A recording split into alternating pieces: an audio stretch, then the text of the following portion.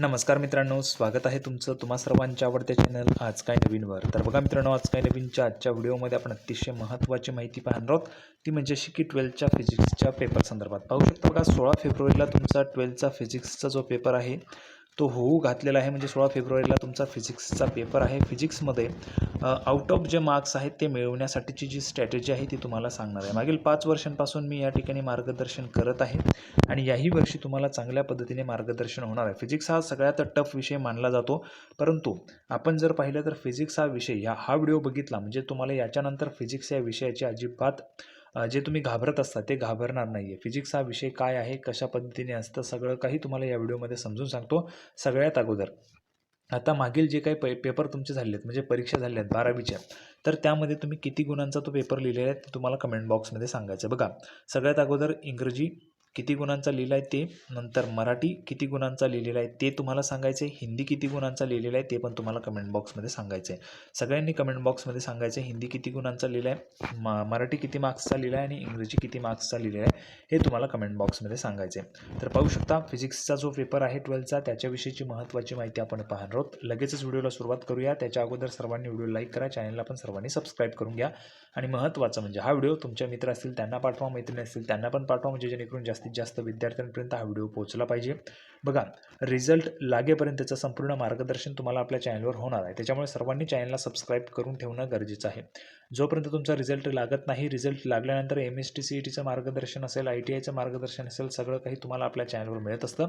त्याच्यामुळे सर्वांनी चॅनलला सबस्क्राईब करून ठेवायचं आहे. लगेच आपण व्हिडिओला सुरुवात करूया आणि जी काही फिजिक्स या विषयाचं जो काही महत्त्वाचं मार्गदर्शन आहे ते तुम्हाला या ठिकाणी लगेच करतोय. लगेच आपण व्हिडिओला सुरुवात करूया. तर बघा मित्रांनो, संपूर्ण माहिती पाहण्यासाठी आपण ह्या ठिकाणी आहोत. पाहू शकता प्रश्नपत्रिका तुमच्यासमोर आलेली आहे फिजिक्स या विषयाची. फिजिक्स हा विषयाचा पेपर लिहिण्यासाठी 3 तासांचा वेळ तुमच्याकडे असतो. याच्यामध्ये 70 गुणांची ही प्रश्नपत्रिका तुमची असते. ठीक आहे. आता बघा 70 गुणांचं तुम्हाला 3 तासात लिहायचं असतं. आपण भाषाविषयी जर पाहिले, इंग्रजी असेल, हिंदी असेल, मराठी असेल, याच्यामध्ये तुम्हाला 80 मार्क्सचं लिहायचं होतं. 3 तासांचा वेळ होता. यामध्ये पण 3 तास आहेत, पण 17 फक्त 70 मार्क्सचा पेपर तुम्हाला लिहायचा आहे. आता सगळ्यात अगोदर यावर्षी 12वीची परीक्षा कोणकोणते विद्यार्थी देत आहेत त्यांनी कमेंट बॉक्समध्ये 12वी लिहून पाठवायचं आहे. पटापट सर्वांनी लिहून पाठवा. आता पुढे बघा अशा पद्धतीची प्रश्नपत्रिका तुमच्यासमोर असणार आहे. ही तुम्हाला प्रश्नपत्रिका आली की तुम्हाला काही जनरल इन्स्ट्रक्शन्स दिलेल्या आहेत त्या तुम्हाला वाचून घ्यायच्या आहेत. बरोबर. हे सगळं झाल्यानंतर तुम्हाला खाली यायचे. खाली आलात की तुम्हाला ह्या ठिकाणी काही फिजिकल कॉन्स्टंट्स दिलेले आहेत जे आपल्याला कॅल्क्युलेशन करत असताना महत्त्वाचे असतात. सेक्शन ए आपल्याला सुरुवात होतोय. सेक्शन ए जो आहे तो क्वेश्चन 1 आहे सेक्शन एमध्ये. बघा select and write the correct answers for the following multiple choice type of questions. म्हणजेच MCQ आहेत. MCQ आहेत तुम्हाला 10 गुणांसाठी. MCQज आहेत मल्टिपल चॉईस क्वेश्चन्स 10 गुणांसाठीचे आहेत. याच्यामध्ये कुठलेही तुम्हाला एक जे बरोबर ऑप्शन असेल ते तुम्हाला निवडायचं असतं. बघा if 2 systems are each in thermal equilibrium with a third system they are also in thermal equilibrium with each other, this statement refers to. आता हे जे काही स्टेटमेंट आहे ते रेफर्स टू थर्मोडायनॅमिक्सचा लॉ आहे किंवा फर्स्ट लॉ ऑफ थर्मोडायनॅमिक्स आहे, second law of thermodynamics आहे की कार्नोट्स लॉ आहे. जे काही बरोबर उत्तर असेल ते तुम्हाला लिहायचं आहे. पुढे आपण पाहू शकता in Bernoulli's theorem which of the following is constant. कुठलं कॉन्स्टंट असतं बर्नौलीज थेरममध्ये ते तुम्हाला माहिती असेल तुम्ही उत्तर देऊ शकता. 2 गुण तुमचे इथे होतात. पुढे बघा which of the following materials belongs to the diathermanous substance. याच्यामध्ये तुम्हाला बरोबरच ऑप्शन्स निवडायचं होतं. म्हणजे MCQ टाईप आहेत. 4 ऑप्शन्स दिलेले आहेत, त्याच्यापैकी कुठलंही एक ऑप्शन्स तुम्हाला निवडायचं असतं. अशा पद्धतीची ही प्रश्नपत्रिका आहे. पुढचा प्रश्न बघा चौथा MCQ आहेत. Electric potential V at a distance R from a point charge is directly proportional to. आता चार्ज हा डायरेक्टली प्रोपोर्शनल टू असतो. कशाला ते तुम्हाला दिलेलं आहे. ते तुम्ही व्यवस्थितरित्या जर अभ्यास केला असेल तर तुम्हाला उत्तर त्याचं देता येईल. त्याच्यानंतर पुढे पाहू शकता बघा 5वं MCQ आहे. Which of the following equations gives correct expression for the internal resistance of a cell by using potentiometer.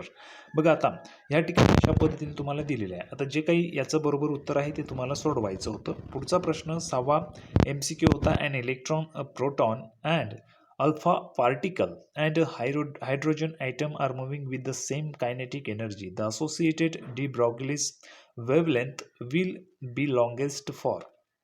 कशासाठी लॉंगेस्ट असतं? प्रोटॉन, इलेक्ट्रॉन, हायड्रोजन ॲटम की अल्फा पार्टिकल. ते तुम्ही शिकला असाल, तुम्हाला त्याचं उत्तर द्यायचं आहे. फिजिक्स हा विषय एवढा अवघड करून सांगितला जातो तेवढा अवघड नाही आहे. जर तुम्ही व्यवस्थित अभ्यास केला असेल तर नक्कीच तुम्ही पैकीच्या पैकी गुण ह्या ठिकाणी घेऊ शकता. पुढे पाहू शकता बघा, 7th नंबरचा MCQ आहे. The gate which produces high output when its both inputs are high is. आता गेट तुम्हाला या ठिकाणी दिलेले आहेत. AND gate, NOR gate, NAND gate, नंतर एक्स ऑर गेट. या चारही ऑप्शन्सपैकी एक ऑप्शन्स तुम्हाला निवडायचं होतं आणि बरोबरचे तुम्हाला 1 मार्क्स मिळाले असते. अशा पद्धतीने तुम्हाला 10 MCQs दिलेले आहेत. बरोबर आहे. 10 MCQs आहेत. 10 गुणांसाठीचे तुम्हाला 10 MCQs आहेत. त्याच्यानंतर आपण जर पाहिलं, शेवटचं जे MCQ आहे ते तुम्हाला कॅल्क्युलेशन आहे. कॅल्क्युलेशन पण असतं फिजिक्समध्ये, कॅल्क्युलेशन पण असतं. शेवटचं जे MCQ आहे ते तुम्हाला कॅल्क्युलेशन बेस आहे. जर कॅल्क्युलेशन तुमचं चांगलं असेल तर तुम्हाला शेवटचं पण MCQ येऊन जाईल, म्हणजेच 10 पैकी 10 गुण तुमचे झाले. Okay.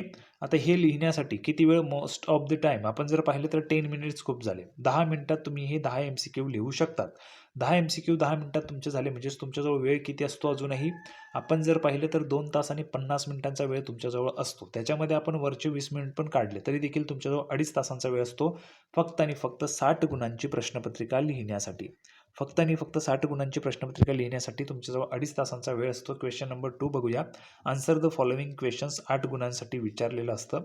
At what temperature the surface tension off liquid becomes 0. कुठल्या टेम्परेचरला सरफेस टेन्शन जे आहे लिक्विडचं ते 0 असतं, ते तुम्हाला लिहायचं होतं.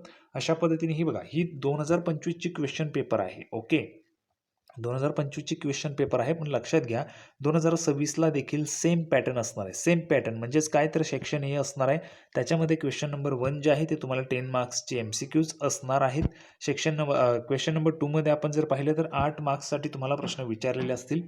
प्रत्येकी आपण जर पाहिलं तर या ठिकाणी किती क्वेश्चन्स आपल्याला दिलेले आहेत, 8 क्वेश्चन्स आहेत. म्हणजेच प्रत्येकी 1 गुण तुम्हाला आहे आणि एका वाक्यात आपण त्यांना म्हणू शकतो. शॉर्टमध्ये जर आपण बघितलं तर एका वाक्यात आहे. Define self inductance. बघा, आता सेल्फ इंडक्टन्सची जी डेफिनेशन आहे ती तुम्हाला विचारलेली आहे. तिसरं आहे, what is the work done by an external uniform magnetic field perpendicular to the velocity of a moving charge. याचं उत्तर तुम्हाला लिहायचं होतं. अशा पद्धतीने तुम्हाला 8 प्रश्न या ठिकाणी विचारले असतील. बघा, 8 प्रश्न आहेत. या 8ही प्रश्नांची उत्तरं तुम्हाला लिहायची होती शॉर्टमध्ये. शॉर्टमध्ये तुम्ही लिहिलं की तुम्हाला 8 गुण या ठिकाणी होतात, म्हणजेच पहिले 10 आणि हे 18 गुण तुमचे होऊन जातात. आता सेक्शन बी कडे आपण आलेलो आहे. पाहू शकता 16 गुणांसाठीचा सेक्शन बी आहे. Attempt any 8 questions of the following. कुठलेही 8 तुम्हाला सोडवायचे होते. प्रत्येक प्रश्नाला 2 गुण या ठिकाणी असणार होते. क्वेश्चन नंबर 3 आहे, एक्सप्लेन हार्मोनिक्स अँड ओव्हरटोन्स. हार्मोनिक्स आणि ओव्हरटोन्स एक्सप्लेन करायचे होते 2 गुणांसाठी. तुम्ही अभ्यास केला असेल तर नक्कीच तुम्ही सोडवू शकता. क्वेश्चन नंबर 4 आहे, using Newton's law of viscosity for streamline flow derive an expression for coefficient of viscosity. बघा, डिराईव्ह अन एक्सप्रेशन करायचं होतं. यामध्ये कोएफिशियंट ऑफ विस्कोसिटीसाठी 2 गुणांसाठी ह्या ठिकाणी तुम्हाला विचारलं होतं. कशाच्या थ्रू? न्यूटन्स जो लॉ आहे विस्कोसिटीच्या, त्याच्या थ्रू तुम्हाला हे सोडवायचं होतं. नंतर क्वेश्चन नंबर 5 आहे, state the formula for magnetic induction produced by a current in a circular arc of a wire. Hence find the magnetic induction at the centre of a current carrying circular loop. याच्यामध्ये आपण जर पाहिलं तर magnetic इंडक्शनचं जे काही loop आहे ते find करायचं होतं. इथेही तुम्हाला 2 गुण मिळाले असतात. क्वेश्चन नंबर 6 आहे, state and prove the law of conservation of angular momentum. Law of conservation of angular momentum जो आहे तो त्या ठिकाणी स्टेट करायचा होता आणि प्रूव्ह पण करून दाखवायचा होता 2 गुणांसाठी. क्वेश्चन नंबर 7 आहे, state any 4 advantages of light emitting diode LED. याचे जे काही 4 ॲडव्हान्टेजेस आहेत ते लिहायचे होते. LEDचे 4 ॲडव्हान्टेजेस तुम्हाला माहिती आहे. अभ्यास जर केला असेल तर पैकीच्या पैकी गुण तुम्ही घेऊ शकतात. ठीक आहे. पुढचा प्रश्न आहे, question number 8, calculate the energy radiated in 1 minute by a perfectly black body of surface area 200 cm² when it is maintained at 127 degree Celsius. बघा, कॅल्क्युलेशन आहे क्वेश्चन नंबर 8. जर तुमचं कॅल्क्युलेशन चांगलं असेल तर तुम्हाला पैकीच्या पैकी गुण मिळू शकतात. आणि बघा, ही क्वेश्चन पेपर सुद्धा इझी आहे. विनाकारण फिजिक्स हा अवघड विषय असं त्या ठिकाणी करून ठेवलेला आहे विद्यार्थ्यांच्या मनामध्ये. त्याच्यामुळे अवघड विषय नाही आहे, इझी आहे. फक्त तुम्ही चांगला अभ्यास केला असेल तर पैकीच्या पैकी गुण घेऊ शकता. क्वेश्चन नंबर 9 आहे, 2 coils having self inductances 60 mH. Each are coupled with each other. If the coefficient of coupling is 0.75, calculate the mutual inductance between them. हे पण कॅल्क्युलेशन्स आहे, तुम्हाला सोडवता आलं असेल. पुढे बघा क्वेश्चन नंबर 3 आहे, question number 11, question number 12, question number 13 आणि क्वेश्चन नंबर 14. अशा पद्धतीने यामध्ये जर आपण पाहिलं तर क्वेश्चन्स तुम्हाला जास्त दिलेले आहेत, पण फक्त आणि फक्त किती सोडवायचे होते? 8 क्वेश्चन्स तुम्हाला सोडवायचे होते. जे तुम्हाला येत नाही ते तुम्ही स्किप करू शकता, पण 8 क्वेश्चन्स सोडवणे मॅन्डेटरी आहे, कारण 16 गुण ह्या ठिकाणी सेक्शन नंबर बी ला आहे. आता सेक्शन सी मध्ये आपण आहोत. सेक्शन सी 24 मार्क्सचा आहे. इथेही तुम्हाला 8 प्रश्न सोडवायचे आहेत. 8 क्वेश्चन्स जे आहेत ते तुम्हाला सोडवायचे आहेत. याच्यामध्ये प्रत्येक क्वेश्चनला 3 गुण तुम्हाला असणार आहेत. प्रत्येकी 3 गुण तुम्हाला मिळणार आहेत. बघा question number 15, obtain an expression for the period of a bar magnet vibrating in a uniform magnetic field performing SHM. Obtain an expression हा पण अतिशय चांगला प्रश्न आहे. अभ्यास जर केला असेल तर नक्कीच तुम्ही सोडवू शकता. पुढचा क्वेश्चन नंबर 16 आहे, in a thermodynamic system define. आता डिफाईन करायचं बघा, मेकॅनिकल इक्विलिब्रियम काय आहे, केमिकल इक्विलिब्रियम काय आहे अँड थर्मल इक्विलिब्रियम काय आहे ते तुम्हाला डिफाईन करायचं होतं थर्मोडायनॅमिक सिस्टीममध्ये. ओके, 24 मार्क्ससाठी तुम्हाला सेक्शन सी आहे, त्याच्यामध्ये 8 सोडवायचे आहेत. त्याच्यापैकी तुम्हाला क्वेश्चन नंबर 16 जो होता तो इतका सोपा होता, त्याच्यामध्ये 3 गुण तुम्हाला इझिली मिळाले असते. पुढे बघा, आता आपण ह्या ठिकाणी आले बघा, what is Brewster's law, derive the formula for Brewster's angle. तर बघा क्वेश्चन नंबर 17 होता. Question number 18, derive an expression for law of radio decay, define one becquerel. ठीक आहे, हा पण एक क्वेश्चन होता. त्याच्यानंतर आपण पाहिलं तर state and prove Kirchhoff's law of heat radiation, हा पण एक महत्त्वाचा प्रश्न होता. अशा पद्धतीने तुम्हाला प्रश्न जे ते विचारलेले होते. आता 24 मार्क्स आहेत, म्हणजे प्रत्येकी आपण जर पाहिलं तर याच्यामध्ये तुम्हाला प्रत्येक प्रश्नासाठी 3 गुण होते. ओके, 8 सोडवायचे होते. क्वेश्चन्स या ठिकाणी पण जास्त दिलेले आहेत, म्हणजेच काय ऑब्जेक्टिव्ह आहे, त्यापैकी तुम्हाला जे येतात तेच क्वेश्चन्स तुम्हाला सोडवायचे होते. अशा पद्धतीने हे सेक्शन सी पण आपल्या ह्या ठिकाणी संपलेलं आहे. आता आपण आलेलो आहोत सेक्शन डी मध्ये. Attempt 23 questions of the following. Section D आहे 12 मार्क्सचा. आता याच्यामध्ये बघा, क्वेश्चन नंबर 27 आहे, what is ferromagnetism, explain it on the basis of domain theory. याच्यामध्ये 3 सोडवायचे आहेत, म्हणजेच काय तर प्रत्येक प्रश्नाला 4 गुण तुम्हाला असणार आहेत सेक्शन डी मध्ये. नंतर बघा, obtain an expression for average power dissipated in a series LCR circuit. याच्यामध्ये हे पण सोडवायचं होतं. अशा पद्धतीने तुम्हाला प्रश्न जे ते दिलेले आहेत. एकूण 3 सोडवायचे. 3 पैकी आपण जर पाहिलं तर 5 दिलेले आहेत. अशा पद्धतीने आपली क्वेश्चन पेपर जी आहे ती संपलेली आहे. ओके, आता ही क्वेश्चन पेपर संपल्यानंतर एक लक्षात घ्या, क्वेश्चन पेपर आहे 17 मार्क्सची. ओके, 17 मार्क्सचे आहे, त्याच्यापैकी 10 मार्क्सचे तुमचे MCQ आहेत. म्हणजेच काय तर फक्त 60 मार्क्सचे तुमचे क्वेश्चन पेपर आहे. 60 मार्क्समध्ये आपण जर वरती गेलो तर 8 मार्क्स जे आहेत ते तुमचे कशाचे आहेत, फक्त आणि फक्त एका वाक्यात 1 लाइनर क्वेश्चन्स तुम्हाला आहेत 8 मार्क्सचे, म्हणजे 18 मार्क्स तुमचे गेलेले आहेत. फक्त 52 मार्क्सची क्वेश्चन पेपर तुम्हाला लिहायचे आहे. 3 तासांचा वेळ तुमच्याजवळ आहे आणि विनाकारण फिजिक्स हा विषय अवघड आहे म्हणून विनाकारण मुलांच्या मनामध्ये भीतीही असते. त्याच्यामुळे फिजिक्स हा विषय पण सोपाच आहे. जर तुम्ही चांगला अभ्यास केला असेल तर नक्कीच तुम्ही पैकीच्या पैकी गुण या विषयामध्ये देखील घेऊ शकतात. तर अशा पद्धतीने आपण प्रश्नपत्रिका पाहिलेली. ही प्रश्नपत्रिका होती 2025ची. ओके, सगळ्यांनी लक्षात घ्या, 2025ची प्रश्नपत्रिका होती. फक्त मी तुम्हाला एक वेळेस प्रश्नपत्रिका क्वेश्चन पेपर जर तुमच्या नजरेखालनं गेली, म्हणजेच तुम्हाला 2026ची जी क्वेश्चन पेपर येणार आहे ती टफ वाटणार नाही आहे. तुम्हाला ऑलरेडी पॅटर्न जो आहे तो समजलेला आहे. सेक्शन 4 आहेत, A, B, C आणि D. ओके, सेक्शन 4 आहेत. सेक्शन ए मध्ये जर आपण पाहिलं तर 10 + 8 अशा पद्धतीने गुन्स आहेत. सेक्शन डी जो आहे तो 24 मार्क्सचा आहे. याच्यानंतर जर आपण पाहिलं तर सेक्शन बी किती मार्क्सचा आहे बघा, सेक्शन बी जो आहे तो तुमचा जवळपास 16 मार्क्सचा सेक्शन बी आहे.